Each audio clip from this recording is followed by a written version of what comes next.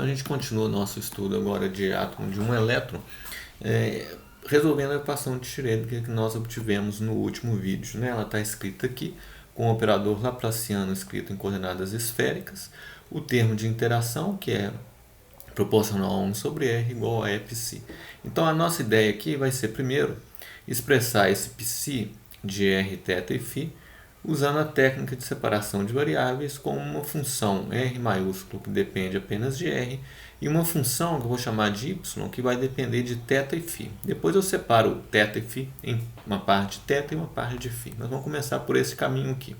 Então o que eu vou fazer aqui está bem claro pela cara da equação diferencial. Se eu multiplico por R2, notem que eu sumo com esse R2 daqui, que criando então dois termos que vão ficar dependentes de θ e φ apenas, se eu também dividir por Ry. Então o que eu vou fazer na minha equação, além de substituir essa proposta, é multiplicar. Vou multiplicar por 2μ sobre h barra 2 para ficar livre daquelas constantes. Vou multiplicar por R2 e vou dividir pelo produto, pelo π, né, que é o produto Ry. Então quando eu faço isso, já diretamente eu vou criar um termo que depende apenas de R e um termo que depende apenas de θ e φ. E a técnica de separação de variáveis me diz que se isso tem que ser verdade para todo R, θ e φ, esses termos têm de ser constantes. E isso é o que a gente vai fazer basicamente. Tá? Então a minha equação vai ser escrita como menos, olha, o menos fica, o 2μ sobre h barra 2 some, R2 some. Eu vou ficar com 1 sobre R, porque eu dividi aqui por R. O y vai cortar, porque quando eu substituir aqui o π, né, que ele vem aqui como Ry, o R fica, porque a derivada enxerga o R, mas a derivada não enxerga o y. O y é uma constante para ela, então ele sai. Mas como eu vou dividir por y, ele corta. Então vai ficar só um ddr de R2 dr. Esse corresponde ao primeiro termo. No segundo termo, eu vou colocar as energias aqui primeiro, ó, V e π, porque também dependem só de R, então vai ficar, multipliquei por 2μ h barra 2, tá aqui, multipliquei por R2, dividi, aí eu tenho aqui o meu V, menos E, notem que eu passei para cá o E, ficou V menos E, multipliquei por 2μ h barra 2 vezes R2, que está aqui. O π é Ry, aí eu divido por Ry e não sobra nada, fica só isso aqui. Tudo bem, então aí eu sigo na minha equação agora com os outros dois termos que faltam. Então vou ter um sinal menos, isso aqui eu já multipliquei, sumiu, o R2 sumiu, o y vai ficar aqui embaixo, porque eu dividi por y. Dividi por r, mas o r vai sumir, porque ele vem aqui com uma constante, sai r sobre esse r, vai dar 1.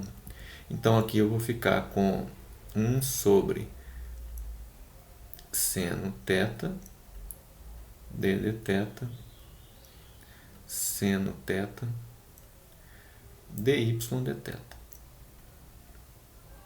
A mesma coisa no outro termo, que é este aqui, né? Então eu fico com menos 1 sobre y, 1 sobre seno ao quadrado de θ, d2y, df2. Isso é igual a zero. Essa passa a ser a minha equação. Então notem que eu tenho um termo que depende só de uma parte que depende só de R, uma parte que depende só de θ e φ. Então para fazer a separação de variáveis, eu vou igualar isso aqui a uma constante. Vou chamar de L e L mais 1. A parte angular e a parte radial. Então essa convencionalmente eu chamo a constante de separação de L e L mais 1. Tá? Então eu vou ficar com duas equações. As duas equações eu escrevo aqui agora. Primeiro a equação radial, né? A equação radial eu posso escrevê-la da seguinte maneira. Vou colocar a parte angular primeiro, né? Então é só igualar isso a LL mais 1. Aí eu multiplico por y, passo esse LL mais 1 y, né, para o lado de cá. Tá? Então ele vai ficar como menos 1 sobre seno θ, estou multiplicando por y, d de θ, seno θ, dy de θ, menos 1 sobre seno ao quadrado de θ, d2y df2. Aí passo esse para o lado de cá e vou ter menos l mais 1, y igual a zero. Então, essa equação ela vai ser muito importante para a gente no nosso estudo daqui para frente. E essas soluções y eu vou chamar de os harmônicos esféricos, né? Daqui a pouco eu vou defini-los direitinho, mas é uma primeira equação que a gente tem aqui, tá bom? Aí eu vou também escrever a equação radial e eu vou escrevê-la dividindo tudo por R2 de novo e lembrando que isso aqui vale agora L mais 1. Então, e multiplico por R maiúsculo para sumir daqui, divido por R2 para tirar esse R2 daqui e lembro que esses dois termos é L mais 1. Então, a equação resultante daqui vai ser a minha equação radial. Ela é escrita como multiplicar por menos 1, vai ficar 1 sobre R2 ddr de R2 dr. Esse primeiro termo, multipliquei por R maiúsculo, tirei o sinal negativo e dividi por R2. Fica assim. Esse outro termo faz a mesma coisa. No lugar de mudar o sinal, eu vou inverter aqui, vai ficar E menos V. Então, eu vou ficar como mais 2.000 sobre H barra 2, E menos V de R, dividir por R2, então sumi com esse termo aqui. Multipliquei por R maiúsculo, então ele apareceu aqui. E por último, né, eu igualo, como isso aqui agora, todo isso aqui, né, está igualado a LL mais 1, eu tenho aqui o meu LL mais 1, R sobre R2, porque eu multipliquei por R maiúsculo, dividi por R2. Eu multipliquei por menos 1, então aqui eu vou ficar com um sinal negativo, e aqui é igual a zero. Então esta aqui é a minha equação radial, e esse o nosso problema agora se dividiu nessas duas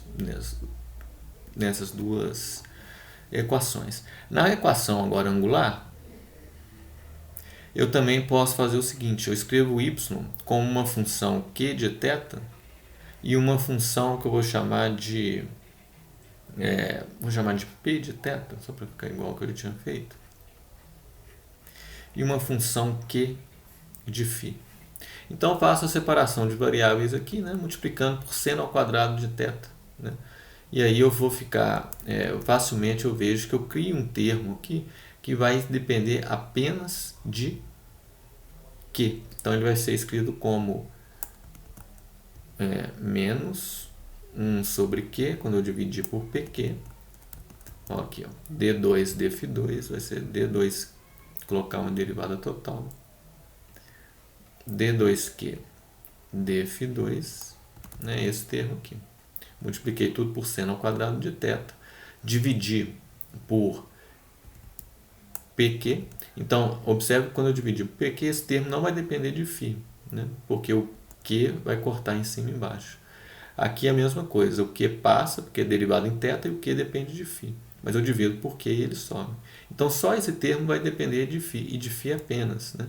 E aí, então, eu vou ficar com isto aqui, que eu vou igualar a uma constante. Né? Essa constante eu posso chamar de ou posso chamar de ml2. Né? O sinal dessa constante eu vou mostrar para vocês como eu escolhi. Então, de forma que a minha equação diferencial vai ficar escrita como D2Q df2. Aí eu multiplico por Q, com sinal negativo, que o menos passa como mais, passa como menos, mas eu tenho esse menos, vai virar mais ml2, que é igual a zero. Olha, é uma equação que eu consigo resolver facilmente. O que então vai ser um E elevado a menos I ml-φ, por exemplo, é uma solução dessa equação. E aqui a gente nota como que a imposição agora de critérios físicos restringem as soluções matemáticas da equação diferencial. Essa é a solução dessa equação. Porém, lembra que o ângulo φ é o ângulo azimutal, aquele ângulo que vem aqui embaixo, e ele pode ter um domínio que é de 0 a 2π, um domínio fechado. Então eu imponho uma condição física, que é a unicidade da função de onda.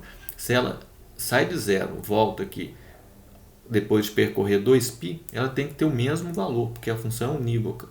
O Q de zero tem que ser igual ao Q de 2π. Então essa é uma condição que eu imponho para garantir a unicidade da nossa solução. Ora, isso significa que 1, quando eu ponho φ igual a zero, tem que ser igual a E elevado a menos I ml 2π. Isso só é verdade, então, quando o ml é um inteiro. Então, a imposição de critérios físicos restringe as soluções matemáticas e essas constantes de separação passam a ter valores que passam a assumir apenas alguns valores. Então, eu vou ter restrições em todas as constantes que aparecem aí. Isso leva à quantização de energia eventualmente. Então, as restrições no ml, aqui fica fácil ver por causa da unicidade. Eu vou ter restrições nos valores de L também, para que a solução seja finita, não exploda, seja definida em todo o domínio de θ, que vale entre 0 e π. E vou ter restrições no valor da energia também. E essa então vai ser o caminho que leva à quantização de energia e a solução do problema. Tá? Então, como é que aparece essa restrição aqui? Essa aqui a gente viu, o ml inteiro. E essa aqui? Então, a solução ela converge para todo o domínio da solução dessa equação. Ela vai, quando eu substituo aqui pelo meu ml2, que vai ser esse termo, vai ficar aqui ml2. Essa equação é uma equação que passa a ser uma equação apenas para o π. Ela converge em todo o domínio, exceto, quer dizer, ela converge para todo o domínio apenas se o L for inteiro. Então eu tenho que impor que o L tem que ser inteiro também. Aqui. E por fim, a energia ela vai assumir alguns valores discretos a fim de que a função de onda também obedeça a esses critérios físicos, porque o E aparece aqui também na equação radial. Então eu vou acabar, no final das contas, com as restrições sobre todos esses valores, que eu vou resumir daqui a pouquinho, lembrando que o E vai poder ser apenas μ Z2 é 4 dividido por 4πε0 ao quadrado. São essas constantes todas que aparecem aqui. 2H barra 2. Z, no nosso caso, é o número atômico, Z eu estou chamando de 1 para o átomo de hidrogênio. E aqui N2. Então, como é que fica essa história da restrição dos números? Então, para que a solução satisfaça os critérios físicos, eu vou ter que ter o seguinte. Este N vai ser um inteiro, começando do 1, 2, 3, vai ser um número inteiro positivo, 1, 2, 3, etc. O L, ele vai poder assumir os valores 0, 1, etc., até o n-1. E o ml, ele vai poder assumir os valores inteiros, como a gente viu, mas começando do menos L e indo por números inteiros até chegar novamente no L, só que no L positivo.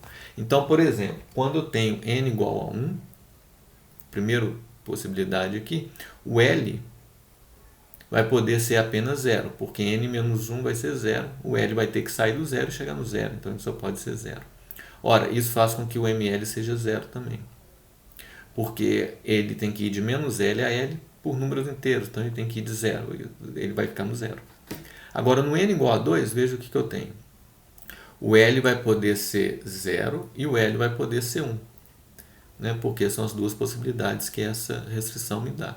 E o ML vai ser então aqui 0 se o L for 0, do mesmo motivo que o anterior. E se L for igual a 1, o ML pode assumir três valores, menos 1, 0 ou 1.